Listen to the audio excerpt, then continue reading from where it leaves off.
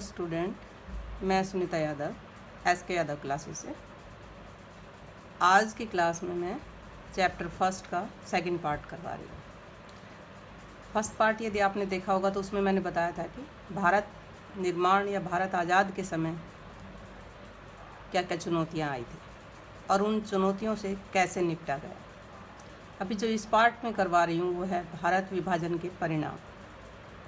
विभाजन हो गया था, विभाजन धार्मिक आधार पर हुआ और उसके क्या परिणाम निकले। विभाजन के परिणाम, पहला जो परिणाम था वो था सांप्रदायिक हिंसा। जैसे कि पहले भी बताया जा चुका है कि भारत के अंदर हिंदू और मुस्लिम दोनों कौम थी और दोनों संप्रदायों के अंदर भयंकर हिंसा हुई। जो पाकिस्तान वाला हिस्सा था वहाँ पर हिंदू मारे जा रहे थे और जो भारत का हिस्सा था वहाँ पर मुस्लिम मारे जा रहे थे। इसलिए सांप्रदायिक हिंसा काफ़ी लंबे समय तक चली और काफ़ी लोग इसकी चपेट में आए।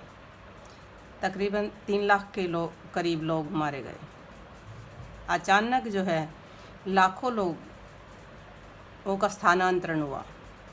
जो पाकिस्तान का हिस्सा था वहाँ पर जो हिंदू रह रहे थे वो सारे भारत के अंदर आए और भारत से मुस्लिम लोग पाकिस्तान के अंदर गए। इस तरह से अचानक बहुत से लोगों को अपनी जगह बदलनी पड़ी। लाखों लोग मजबूर होकर शरणार्थी बन गए, क्योंकि जो काफ़ी अच्छे घरानों से संबंध रखते थे वो लोग भी अपनी जगह छोड़ने के बाद एक शरणार्थी के रूप में रहना पड़ा काफ़ी लोगों को। भारत के अंदर भी कई साल तक लोगों को शरणार्थी जीवन जीना पड़ा। और जो दूसरे संप्रदाय की महिलाएं थी, खासकर जो पाकिस्तान का हिस्सा था वहाँ पर हिंदू महिलाओं के साथ हत्याएं की जा रही थी, जबरन बलात्कार किए जा रहे थे, उनकी शादियां की जा रही थी। जबकि बहुत से हिंदू लोगों ने अपनी बहू बेटियों को जहर देकर मार दिया था ताकि वो बर्बाद ना हो। इस तरह से महिलाओं की स्थिति उस समय बहुत ही नाजुक थी। 80 लाख लोग करीब बेघर हो गए थे, जिनके पास कुछ रहने का ठिकाना नहीं था और करीब 5 लाख से अधिक लोग मारे गए। मारकाट काफ़ी लंबे समय तक चली और इसी वजह से ये जो विभाजन का दर्द था वो आज तक नहीं भूला जा सका। जितनी भी सारी सरकारी संपत्ति थी, क्योंकि पहले भारत एक राष्ट्र था, बाद में 2 राष्ट्र में बट गया, तो सारी जो सरकारी संपत्ति थी उसका भी बंटवारा हुआ। ये मेन विभाजन के परिणाम थे। इन पॉइंट्स को आप नोट कर सकते हैं। मैं एक बार दोबारा रिपीट करती हूँ। सांप्रदायिक हिंसा, लाखों लोगों को स्थानांतरण होना पड़ा, एक जगह से दूसरी जगह जाना पड़ा। लाखों लोग जो है मजबूर होकर सब कुछ छोड़कर एक शरणार्थी का जीवन जीना पड़ा। जो दूसरे संप्रदाय की लोग थी, महिलाएं थी खासकर, उनके साथ गलत व्यवहार हुआ। 80 लाख लोग बेघर हो गए, जिनके पास कोई रहने का ठिकाना नहीं था। 5 लाख से अधिक लोग मारे गए इस मारकाट के अंदर। और जो सरकारी संपत्ति थी उसका भी दोनों देशों के साथ बंटवारा हुआ। आगे जो मैं बताने जा रही हूँ वो है महात्मा गांधी व दंगे। महात्मा गांधी के इन दंगों के बारे में क्या विचार थे। महात्मा गांधी शुरू से ही भारत का विभाजन नहीं चाहते थे। उन्होंने काफ़ी कोशिश की कि विभाजन किसी भी तरह रुक जाए। उनका मानना था कि विभाजन होगा तो मेरी लाश पर से होगा, लेकिन फिर भी विभाजन नहीं रुका और ना ही मारकाट रुकी। इस सांप्रदायिक दंगों को कम करने के लिए महात्मा गांधी बंगाल गए और वहाँ पर उन्होंने काफ़ी लंबे समय तक लोगों को समझाया और कुछ हद तक सांप्रदायिक हिंसा में कमी आई। उसके बाद वो दिल्ली आए और चांदनी चौक में वो अनशन पर बैठ गए कि ये हिंसा किसी भी तरह से शांति में कायम हो जाए। लेकिन उसी दौरान 30 जनवरी 1948 को महात्मा गांधी की हत्या कर दी गई नाथूराम विनायक गोडसे द्वारा। नाथूराम विनायक एक हिंदू थे जो एक प्रेस चलाते थे। उनका मानना था कि महात्मा गांधी जो है मुस्लिम का पक्ष ले रहे हैं और ज़्यादा से ज़्यादा उनको देने की कोशिश कर रहे हैं। इसी वजह से इस महान आत्मा हमें छोड़कर चली गई। पूरे देश में एक सन्नाटा सा फैल गया और दंगों में कमी आई। इसी के साथ गांधी जी की हत्या होने के बाद जो सबसे मेन समस्या थी वो थी जो भारतीय रजवाड़े थे उनको एकीकरण कैसे किया जाए। जो देश का यूनिफाई करना या 565 रियासतों का एकीकरण करना सबसे अहम काम था, और ये काम जिन्हें आयरन मैन कहा जाता है सरदार वल्लभ भाई पटेल द्वारा बखूबी निभाया गया। उस समय का जो ब्रिटिश भारत था, ब्रिटिश इंडिया दो भागों में था। एक वो हिस्सा था जो अंग्रेज़ों के प्रभुत्व वाले प्रांत थे, दूसरा वो हिस्सा था देसी रजवाड़े थे जिन पर अंग्रेज़ों का शासन राजा कर रहे थे लेकिन अधीन अंग्रेज़ों के थे। इस वजह से जब अंग्रेज़ गए तो उस दौरान पूरा ब्रिटिश इंडिया स्वतंत्र हो गया, और जाते वक्त उन्होंने जैसे कि रजवाड़ों से कह दिया था कि आप लोग आज़ाद हो, चाहो तो हिंदुस्तान में मिल सकते हो, चाहो पाकिस्तान में, और यदि ना चाहो तो स्वतंत्र भी रह सकते हो। और इसी चीज़ का फ़ायदा जो है रजवाड़ों ने उठाया और उन्होंने एक एक करके अपनी स्वतंत्रता घोषित कर दी। सबसे पहले जो रजवाड़ा था वो ट्रावनकोर के राजा ने आज़ाद रहने का फैसला कर लिया। जो पहला रियासत थी वो थी ट्रावनकोर। दूसरे हैदराबाद का जो निज़ाम था उन्होंने भी स्वतंत्रता की घोषणा कर दी। उसी के साथ जब सरदार वल्लभ भाई पटेल ने देखा कि एक के बाद एक रियासतें जो है स्वतंत्रता की घोषणा किए जा रहे हैं, तो ऐसे तो भारत एक बनेगा नहीं, इसलिए देश टूटने का खतरा बढ़ने लगा। और जो भारतीय नेताओं ने अखंड भारत का सपना देखा था कि आज़ादी के बाद वो एक भारत बनाएंगे, वो ऐसा लगने लगा कि वो कभी पूरा नहीं हो पाएगा। लेकिन इस समय सरदार वल्लभ भाई पटेल ने बड़े दिमाग से काम लिया और अधिकतर रजवाड़ों को राजी कर लिया भारत में शामिल होने के लिए, और उनसे एक सहमति पत्र पर हस्ताक्षर लिए गए जो रजवाड़े भारत के अंदर मिलना चाहते थे। इंस्ट्रूमेंट ऑफ एक्शन एक्ट के तहत कुछ जो देशभक्त रजवाड़ शासक थे वो भारत में मिलने के लिए हंसी खुशी शामिल हो गए, लेकिन कुछ ऐसी रियासतें थी जो किसी भी कीमत पर भारत में नहीं मिलना चाहती थी, जिनमें 4 रियासतें मुख्य मानी जाती हैं, जिसमें हैदराबाद, जूनागढ़, जम्मू कश्मीर और मणिपुर। ये 4 रियासतें ऐसी थी जो भारत में किसी भी कीमत पर मिलना नहीं चाहती थी। हालांकि उन्हें धन का भी लालच दिया गया, पेंशन का और भी बहुत से अधिकारों का लालच दिया गया, लेकिन फिर भी ये शासक नहीं माने।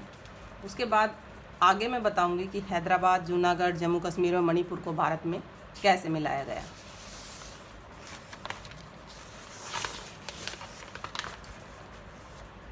हैदराबाद का विलय। हैदराबाद जैसे कि आपको पता है कि दक्षिण में स्थित है और चारों तरफ जो है भारत के हिस्सों से घिरा हुआ था। हैदराबाद का जो निज़ाम था, शासक था, उसको निज़ाम कहा जाता था, और निज़ाम काफ़ी पैसे वाला लोग था, दुनिया के जो अमीर लोग थे उनमें गिना जाता था। निज़ाम अपने आप को स्वतंत्र रखना चाहता था और उनकी जो हमदर्दी थी वो पाकिस्तान के साथ थी। और इसके साथ ही जो निज़ाम के रजाकार थे, एक तरह की सेना थी निज़ाम की, वो महिलाओं पर अत्याचार करती थी और ख़ासकर हिंदू जनता पर अत्याचार करती थी। जब हैदराबाद के अंदर हिंदुओं ने आंदोलन किया कि हमें भारत में शामिल होना है, तो निज़ाम के जो रजाकार थे वो उनको दबाने के लिए भेजा गया, और उन्होंने जो मुस्लिम नहीं थे उनके अपना निशाना बनाया और महिलाओं के साथ बहुत अत्याचार किए। और उसी चीज़ को देखते हुए सरदार वल्लभ भाई पटेल ने सेना भेज दी। सितंबर 1948 को रजाकारों को दबा दिया गया। हैदराबाद का निज़ाम था, उसने आत्मसमर्पण कर दिया और हैदराबाद को इस तरह से 1948 के अंदर भारत में मिला लिया गया। दूसरी जो रियासत थी वो था जम्मू कश्मीर। जम्मू कश्मीर का जो शासक था हिंदू राजा था जिसका नाम हरी सिंह था। हरी सिंह अपने आप को स्वतंत्र रखना चाहता था और कुछ समय तक वो स्वतंत्र रहा भी। वहाँ की जो पॉपुलेशन थी 77% मुस्लिम लोग थे, 20% हिंदू पंडित थे और 2% सिख्स और बुद्धिस्ट थे। मुस्लिम पॉपुलेशन अधिक होते हुए भी शासक हिंदू था और वो अपने आप को इंडिपेंडेंट रखना चाहता था। लेकिन उसी के साथ अलग होने के बाद पाकिस्तान जो है जम्मू कश्मीर को अपना हिस्सा मानता था। अक्टूबर 1947 के अंदर पाकिस्तान ने अपने जो कबीलाई घुसपैठिए थे वो जम्मू कश्मीर के अंदर भेज दिए और जम्मू कश्मीर का राजा जो है उनको नहीं भगा पाया। उसी के लिए उसने भारत से सैनिक सहायता मांगी और भारत ने हरी सिंह की सैनिक सहायता की। इसके बाद भारतीय जो सेना थी उन्होंने कबीलाइयों को भगा दिया और 25 अक्टूबर 1947 को राजा हरी सिंह ने भारत में विलय के लिए सहमति पत्र पर हस्ताक्षर कर दिए और भारत सरकार से एक विशेष राज्य का दर्जा प्राप्त किया, जिसके अंदर धारा 370, आर्टिकल 31, अलग संविधान, अलग कानून, अलग फ्लैग, ये सब चीज़ें आती थी। और 1947 से 2019 तक ये चीज़ें जम्मू कश्मीर अपनाता रहा है और कहीं ना कहीं इसके अंदर हर वक्त पाकिस्तान का हस्तक्षेप रहा है इसी वजह से।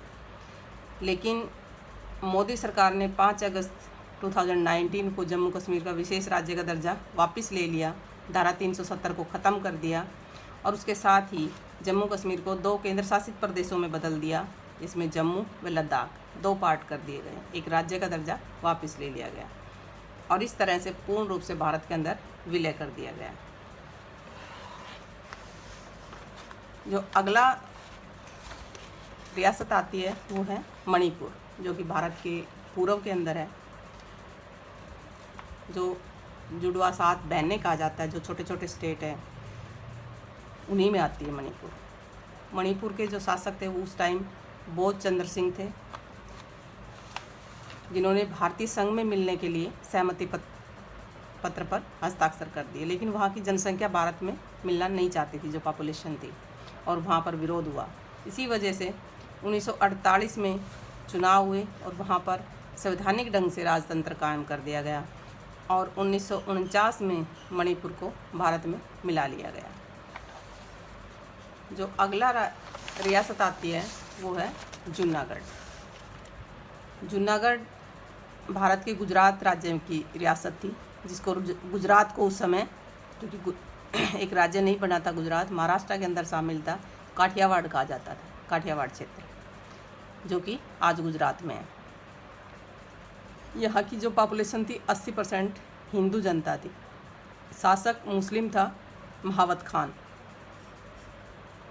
जूनागढ़ का जो नवाब था उस टाइम महावत खान था, जो अपने आप को, अपनी रियासत को पाकिस्तान के अंदर मिलाना चाहता था।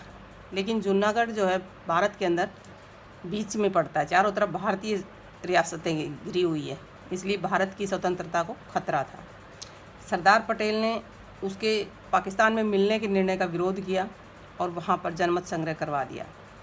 जब जनमत संग्रह हुआ तो ज़्यादातर पॉपुलेशन हिंदू थी, इसलिए भारत के पक्ष में ही वोट आए और मजबूरन जो है जूनागढ़ के नवाब को परिवार सहित पाकिस्तान जाना पड़ा और 20 फरवरी 1948 को जूनागढ़ को भारत में मिला लिया गया। इस तरह से भारत की जो 4 रियासतें थी जो बड़ी मुश्किल से भारत में मिलाई गई, उनको भारत में पूर्ण रूप से विलय कर लिया गया। इसके साथ ही इस क्लास को मैं ख़त्म करती हूँ। कुछ पार्ट बचा है इस चैप्टर का, वो अगली क्लास में होगा। लाइक कीजिए, सब्सक्राइब कीजिए और जो भी डाउट्स हो वो अपना डालिए, ताकि मैं और अच्छा आपके लिए कर पाऊँ।